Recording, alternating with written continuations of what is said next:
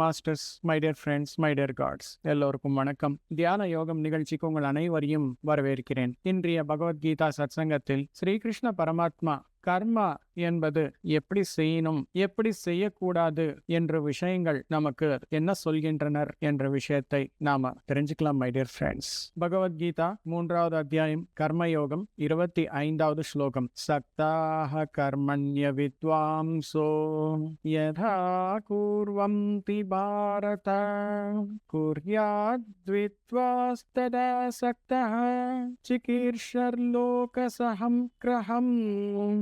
சக்தாஹ கர்மண்ய வித்வாம்சோ யதா கூர்வந்தி பாரத குர்யாத் வித்வாம்ஸ்ததா சக்தः சிகீர்ஷர்லோகசம் கிரஹம். இந்த ஸ்லோகத்தில் ஸ்ரீகிருஷ்ணர் அர்ஜுனருக்கு சொல்கின்றனர், இந்த உலகத்தில் 2 வகையான மனிதர்கள் இருக்கிறார்கள். ஒருத்தர் ஞானிகள், இன்னொருத்தர் அஜ்ஞானிகள். 2 பேருமே, அதாவது ஞானிகளும் அஜ்ஞானிகளும் அவரவர்களுடைய செயல்கள் கர்மாக்கள் செய்கின்றனர். இது சரியானதுதான். யார் யார் என்னென்ன கர்மாக்கள் செய்யணுமோ அவரெல்லாம் அவரவர்களுடைய கர்மாக்கள் கண்டிப்பாக செய்யணும். இது தர்மம். அதாவது ஞானி ஆனாலும் அஜ்ஞானி ஆனாலும் செய்ய வேண்டிய கர்மாக்கள் கண்டிப்பாக செய்யணும். ஆனால் ஞானி செய்வதற்கும் அஞ்ஞானி செய்வதற்கும் வித்தியாசம் உண்டு. அவர் செய்யும் கர்மா எந்த விதமாக செய்கின்றனர் என்று பார்த்து அங்கே வித்தியாசம் என்பது புரியுது. நாம செய்ய வேண்டிய கர்மாக்கள் எப்படி இருக்கணும் என்றால், காமிய கர்மாவாக இருக்கக்கூடாது, நிஷ்காம கர்மாவாக இருக்கணும்.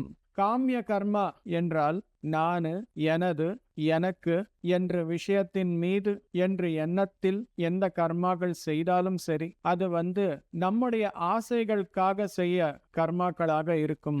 நிஷ்காம கர்மா என்றால் நானு, எனக்கு, என்னுடையது என்ற விஷயத்தை பற்றி யோசிக்காமல் இந்த உலக நன்மைக்காக செய்யும் கர்மாக்கள் தான் நிஷ்காம கர்மாவாக எடுத்துக்கலாம். மை டியர் ஃப்ரெண்ட்ஸ், அதற்காக நாம செய்ய வேண்டியது நிஷ்காம கர்மாவாக இருக்கணும். இங்கே தியாகம் என்பது செய்ய வேண்டிய அவசியம் இல்லை. கர்ம தியாகம், அதாவது கர்ம செய்யாமல் தியாகத்தை செய்ய வேண்டிய அவசியம் இல்லை. நாம தியாகம் செய்ய வேண்டியது என்னவென்றால் கர்ம பலன். நாம் செய்யும் கர்மாக்களின் பற்றி எந்த விதமான பலனை நமக்கு கிடைக்கும் என்ற எண்ணத்தில் செய்யக்கூடாது. அவ்விதமான கர்ம பலன் பற்றி தியாகத்தை செய்யணும். இந்த விஷயங்கள் அனைத்தும் அஜ்ஞானிக்கு தெரியாது. அவர் அறியாமையில் இருப்பார். அதற்காகவே அவ்விதமான மனிதர்கள் ஜனன மரண சக்கரத்தில் நுழைந்து திரும்ப திரும்ப பிறப்பு இறப்பு பிறப்பு இறப்பு என்ற சுழற்சியில் இருப்பார். அங்கே ஆன்ம முன்னேற்றம் என்பது இருக்காது. ஆனால் ஞானி என்பவன் இந்த சத்தியத்தை உணர்ந்து கொண்டு இந்த ஜனன மரண சக்கரத்தில் இருந்து விடுபடணும் என்றால் அவன் நிஷ்காம கர்மா மட்டுமே செய்வான். கர்ம பலனுக்காக எந்த கர்மாவும் செய்ய மாட்டான். இந்த விதமாக கர்மாக்கள் செய்தால் கண்டிப்பாக முக்தி அடைய முடியும். இந்த பிறவியை கடைசி பிறவியாக மாற்றிக்கொண்டு இவ்வுலகத்திலிருந்து மேல உலகத்திற்கு முக்தி அடைந்து போக முடியும். மை டியர் ஃப்ரெண்ட்ஸ், அதுதான் ஒரு அஜ்ஞானிக்கும் ஒரு ஞானிக்கும் இருக்கும் வித்தியாசம். ஞானியும் கர்மாக்கள் செய்வான், அஜ்ஞானியும் கர்மாக்கள் செய்வான். ஆனா அஜ்ஞானி செய்யும் கர்மாக்களின் மூலம் ஜனன மரண சக்கரத்தில் நுழைந்து அங்கேயே சுழற்சி கொண்டே இருப்பான். ஆனால் ஞானி செய்யும் கர்மாக்களின் மூலம் இவ்வுலகத்திலிருந்து முக்தி அடைந்து மேல உலகங்களுக்கு ஆனந்தமாக போவான்.